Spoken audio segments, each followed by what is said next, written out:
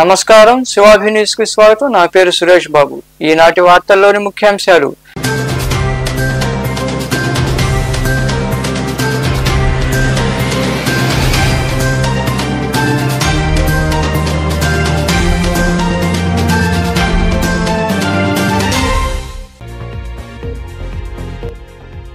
మాజీ మంత్రి కాకాణి గోవర్ధన్ రెడ్డి అరెస్ట్. అబద్ధపు వాంగ్మూలంతో కాకాణిని అరెస్టు చేయడం దుర్మార్గమని నెల్లూరులో ఏర్పాటు చేసిన మీడియా సమావేశంలో ధ్వజమెత్తిన వైకాపా నేతలు.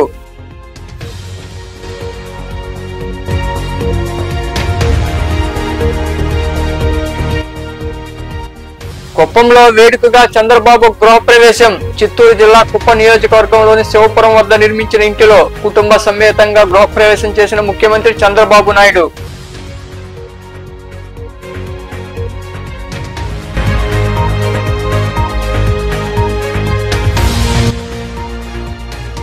మహిళలకు ఉచిత బస్సు ప్రయాణం ఎప్పుడు? మీడియా సమావేశంలో సూపర్ 6 పథకాలు అమలు చేయడం లేదంటూ కూటమి ప్రభుత్వాన్ని ప్రశ్నించిన శాసన మండలి నేత బొత్స సత్యనారాయణ.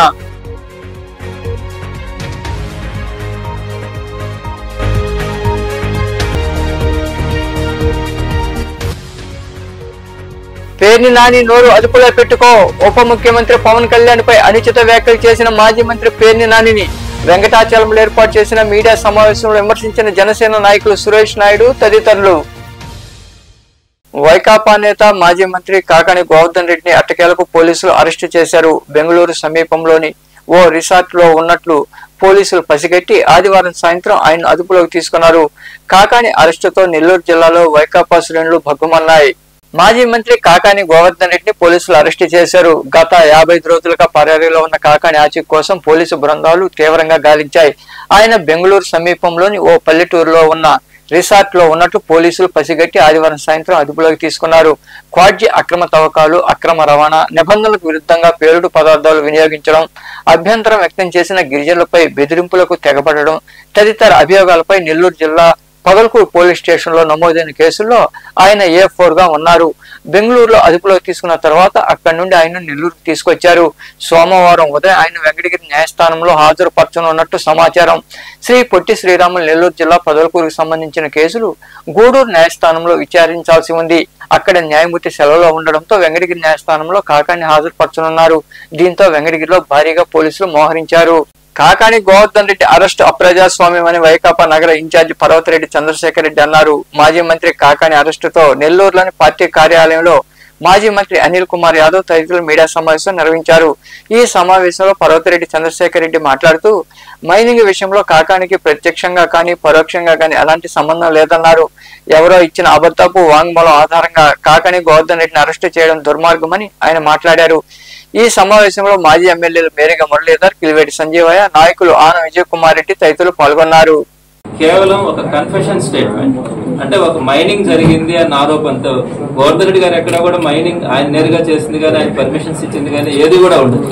కేవలం ఆయన నియోజకవర్గంలో ఒక ఆరోపణ మీద అక్కడ జరిగింది అన్న ఒక ఆరోపణ మీద గోవర్ధన్ రెడ్డి గారిని ఒక కన్ఫెషన్ స్టేట్మెంట్ ఆధారంతో ఆయన్ని ఒక నిందితుడిగా పెట్టడం, ఆ తర్వాత గోవర్ధన్ రెడ్డి గారు కూడా చెప్పడం జరిగింది, హైకోర్టుకి వెళ్తున్నాం, యాంటిసిపేటరీ బెయిల్ అప్లై చేస్తున్నాం, అది బెయిల్ వచ్చినా రాకన్నా తప్పకుండా పోలీస్ విచారణకు హాజరు అవుతామని కూడా మొదటి నుంచి కూడా చెప్పడం కూడా జరిగింది.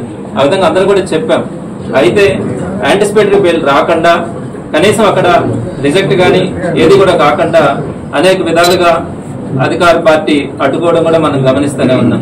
మరి ఇట్లాంటి పరిస్థితుల్లో ఈ రోజున గోవర్ధన్ రెడ్డి గారిని అరెస్ట్ చేస్తున్నారు అన్న వార్తలు మనం వింటా ఉన్నాం. ఆల్మోస్ట్ పోలీసులు కూడా దాన్ని ధృవీకరిస్తా ఉన్నారు అరెస్ట్ అయినట్టుగా. మరి సుమారుగా 2 గంటల ప్రాంతంలో ఆయన అరెస్ట్ చేసి ఆయన ఎక్కడికి తీసుకెళ్లినారు, ఎక్కడికి తీసుకెళ్తా ఉన్నారు అనే సమాచారం కూడా ఈ రోజు దాకా కూడా అఫిషియల్ గా వీళ్ళు రిలీజ్ చేయాలి. ఇది ఒక పొలిటికల్ గా ఒక మినిస్టర్ గా పనిచేస్తున్నటువంటి ఒక వ్యక్తిని అరెస్ట్ చేసినప్పుడు గానీ, అరెస్ట్ చేసి తీసుకొస్తున్నప్పుడు గానీ కనీసం సమాచారం వల్ల ఇక్కడ ఒక జిల్లాకు సంబంధించిన ఒక రాష్ట్రంలోనే ఒక పాపులర్ అయినటువంటి ఒక ఫెమిలియర్ ఈ రాష్ట్రానికి సేవ చేసినటువంటి వ్యక్తి, మరి అటువంటి వ్యక్తిని అరెస్ట్ చేసినప్పుడు కానీ ఇవన్నీ కూడా మినిమం ప్రోటోకాల్ పాటించకుండా పోలీసులు ప్రవర్తిస్తున్న తీరైతే మాత్రం చాలా మంది బాధపడుతూ ఉన్నారు. ఈ రోజు జిల్లా వ్యాప్తంగా ఉన్నటువంటి వైఎస్ఆర్సీపీ అంతా కూడా కాకాణి గోవర్ధన్ రెడ్డి గారికి అండగా నిలబడడం కూడా జరుగుతుంది. ఇది అత్యంత దురదృష్టకరమైనటువంటి ఇష్యూ కూడా. ఎప్పుడు కూడా ఇట్లా ఎవరో ఒకరు ఒక కన్ఫెషన్ స్టేట్మెంట్ బేస్ చేసుకొని కనుక అరెస్ట్ చేయడం కనుక ఇది కంటిన్యూ అయితే రేపొద్దున వైఎస్ఆర్సీపీ ప్రభుత్వం వచ్చిన తర్వాత ఏ నియోజకవర్గంలోనైనా కూడా ఏ చిన్న మైనింగ్ లోనైనా కూడా చేస్తారని చెప్పి ఎవరో ఒకరి దగ్గర నుంచి కనుక ఈ కన్ఫెషన్ స్టేట్మెంట్స్ తీసుకుంటే ప్రతి ఎమ్మెల్యేని కూడా అరెస్ట్ చేసే అవకాశం ఉంటుంది. సో ఇది మంచి పద్ధతి కాదన్నది కూడా ఈ రోజు ఇక్కడ ఉన్నటువంటి ఎమ్మెల్యేలు కానీ మంత్రులు కానీ వీరందరూ కూడా ఆలోచించాలి. ఎప్పుడైనా ఉందా ఈ సంస్కృతి? ఒక చిన్న ఆరోపణ ఎవరో చేస్తారని చెప్పి పెద్ద వ్యక్తులను కూడా తీసుకొని వచ్చి రేపు అరెస్ట్ చేయడానికి వారిని తీసుకెళ్లి రిమాండ్ లోపల పెట్టి ఇబ్బందులు పెట్టడానికి గురి చేస్తే ఇంకెవరు మంచి వ్యక్తులు రాజకీయాల్లోకి వస్తారు? ఎందుకు సర్వీస్ చేయాలనుకుంటారు? ఈ పద్ధతి మంచిది కాదు. తప్పకుండా దీన్నంతా కూడా లీగల్ గా ఫైట్ చేయడం జరుగుతుంది. ఏ రోజుకైనా కూడా గోవర్ధన్ రెడ్డి గారు దీంట్లో క్లీన్ చిట్ తో ఆయన బయట వచ్చేదానికి కూడా అవకాశం ఉంది. ఎందుకంటే ఆయన ఏ విధంగా కూడా దాంట్లో ఆయన చేయలేదు. నేరుగా కూడా ఆ కేసుతో ఏ విధమైనటువంటి ప్రత్యక్షంగా గానీ పరోక్షంగా గానీ ఆయనకు సంబంధించినటువంటి ఇష్యూ. అనవసరంగా పెట్టినటువంటి కేసు. చిత్తూరు జిల్లా కుప్పం నియోజకవర్గంలో సీఎం చంద్రబాబు నూతన గృహప్రవేశం సందడిగా జరిగింది. శాంతిపురం మండలం కడపల్లె పంచాయతీ శివపురం వద్ద నిర్మించిన ఇంటి వద్ద ఆదివారం వేకువజామున సీఎం చంద్రబాబు, ఆయన సతీమణి భువనేశ్వరి, కుమారుడు లోకేష్, కోడలు బ్రాహ్మణి మేళతాళాలు, వేద మంత్రోచ్చరణల మధ్య దేవతామూర్తుల చిత్రపటాలతో కొత్త ఇంటిలోకి వారు ప్రవేశించారు.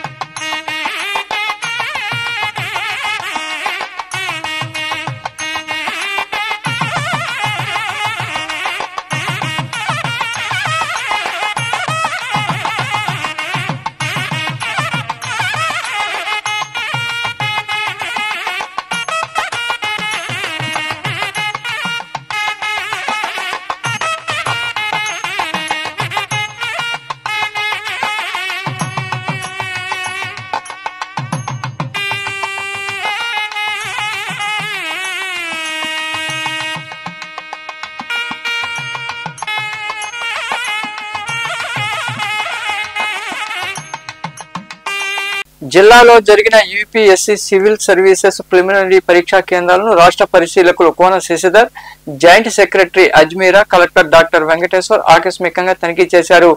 తిరుపతిలోని పలు కేంద్రాలు పరిశీలించిన అనంతరం కలెక్టర్ డాక్టర్ వెంకటేశ్వర్ మాట్లాడుతూ రాత పరీక్షలు ప్రశాంత వాతావరణంలో జరిగాయన్నారు.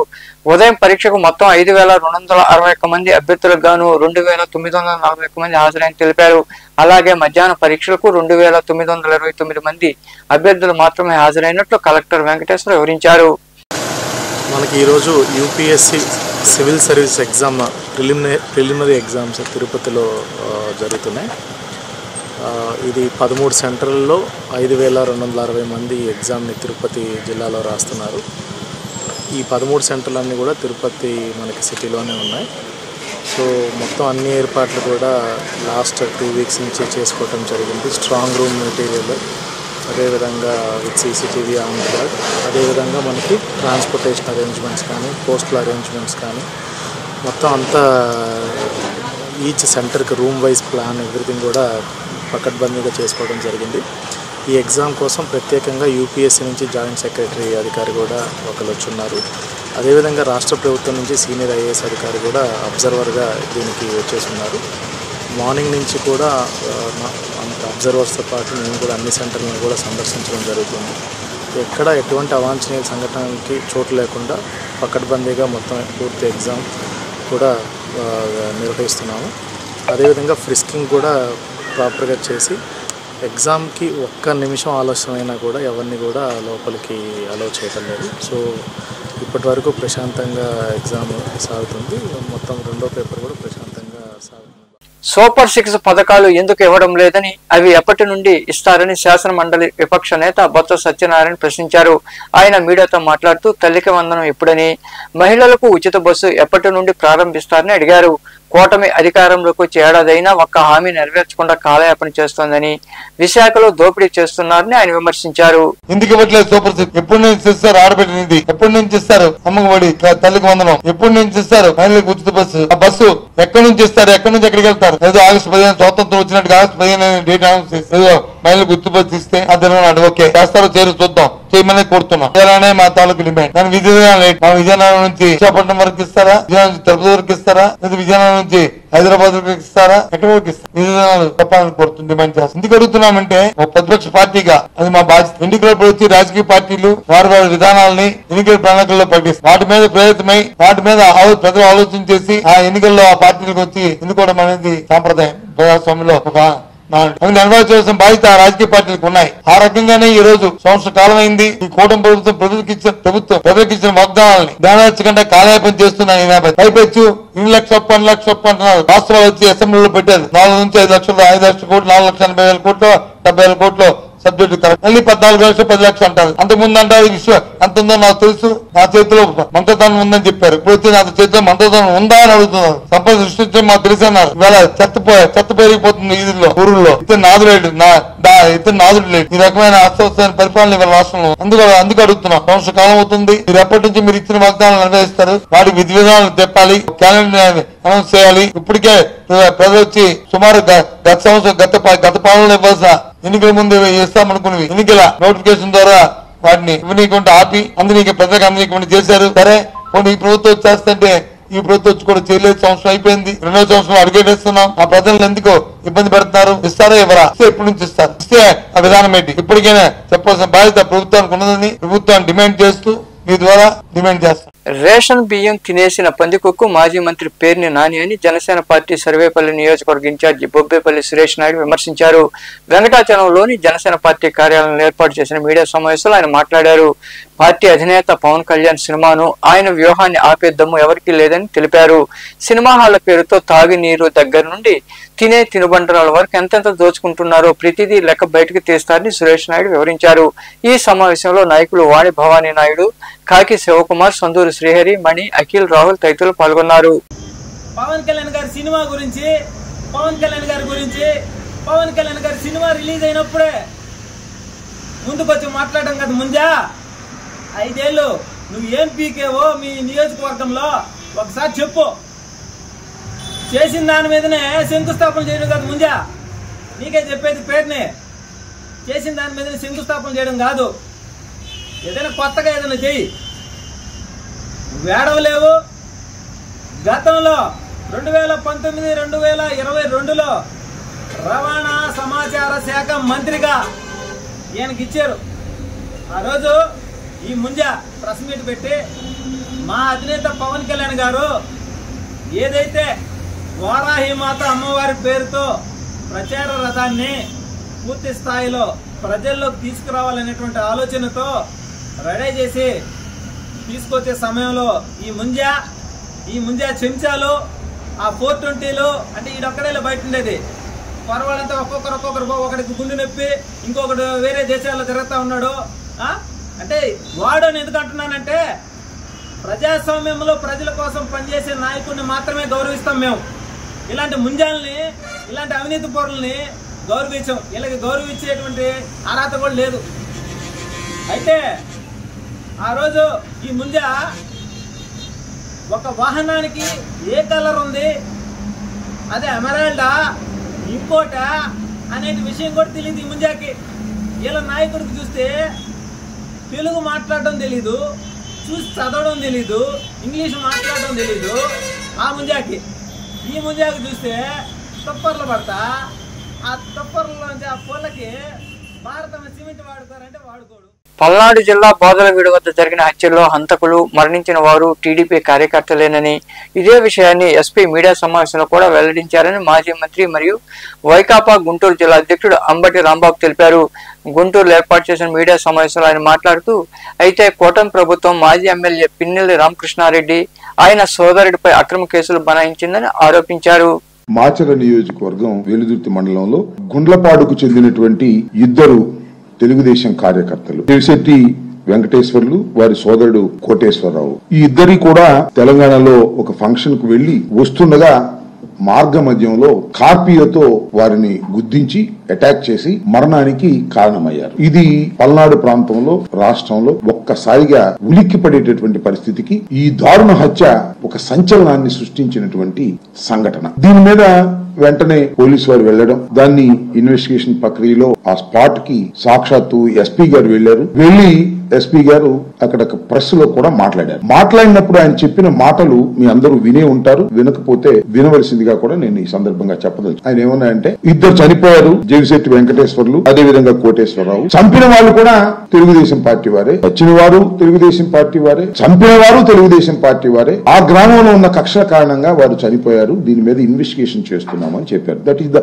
First reaction from the police. అంతేకాదు, తెలుగుదేశానికి సంబంధించినటువంటి పత్రికలుగా పేరుగాంచినటువంటివి ఆంధ్రజ్యోతి, ఈనాడు, నేను ప్రత్యేకంగా మీకు చెప్పాల్సిన అవసరం లేదు, రాష్ట్ర ప్రజలకు కూడా చెప్పాల్సిన అవసరం లేదు. వాళ్ళు కూడా రాసినటువంటి రాతలు గాని, వారు టీవీల్లో చెప్పింది గాని, ఇద్దరు తెలుగుదేశం కార్యకర్తలు దారుణ హత్యకు గురయ్యారు. చంపిన వాళ్ళు కూడా అదే గ్రామానికి చెందిన వారు. ఆధిపత్య పోరు కోసం వారికి సంబంధించిన తెలుగుదేశం వారే చంపారు. వాళ్ళు తోట వెంకటరామయ్య అండ్ తోట గురవయ్య, వీళ్ళిద్దరు బ్రదర్స్. జలిశెట్టి శ్రీనివాసరావు, బొబ్బిలంటారు ఆయన.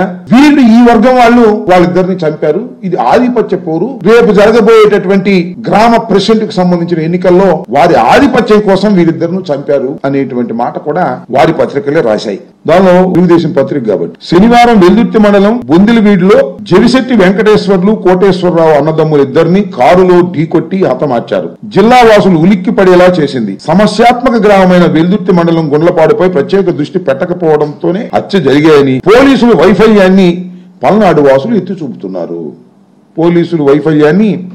పల్నాడు వాసులు ఎత్తి చూపుతున్నారు. ఇది పోలీసుల వైఫల్యం అనేటువంటి మాట చెప్పారు అక్కడ. మళ్ళా పక్కా నిఘా వైఫల్యం. ఈ నెల 21న జిల్లా ఎస్పీ కంచి శ్రీనివాసరావు గుండ్లపాడులో స్వయంగా పల్లె నిద్ర చేశారు. గ్రామంలో శాంతి భద్రతలకు విఘాతం లేకుండా ఉండాలని, ప్రశాంత వాతావరణంలో జీవించాలని హితబోధ చేసిన వర్గ పోరు ఆగలేదు. అంటే దిస్ ఇస్ ద వైఫల్యం, పోలీసుల యొక్క ఇన్ఎఫిషియన్సీ ఉంది అనేది ఈనాడు పత్రికలో రాస్తున్నారు. బహుశా ఎస్పీ గారు వాళ్ళకి నచ్చలేదు అనుకుంటా, తొందరలోనే ఎస్పీ గారిని ట్రాన్స్ఫర్ చేయాలనుకుంటున్నారు. మరి ఏమో. వార్తలు ముగించే ముందు ముఖ్యాంశాలు మరోసారి.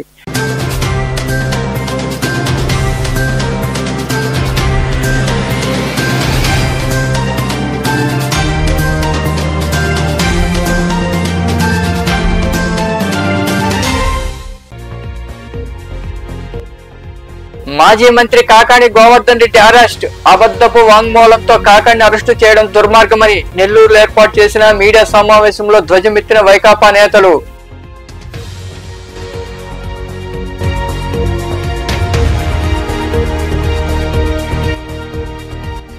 కుప్పంలో వేడుకగా చంద్రబాబు గృహప్రవేశం. చిత్తూరు జిల్లా కుప్పం నియోజకవర్గంలోని శివపురం వద్ద నిర్మించిన ఇంటిలో కుటుంబ సమేతంగా గృహప్రవేశం చేసిన ముఖ్యమంత్రి చంద్రబాబు నాయుడు.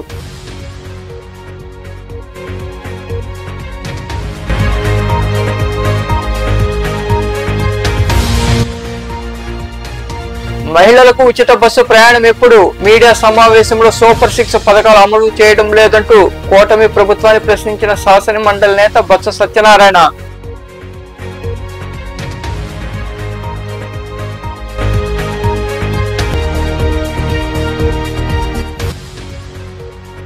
పేర్ని నాని నోరు అదుపులో పెట్టుకో.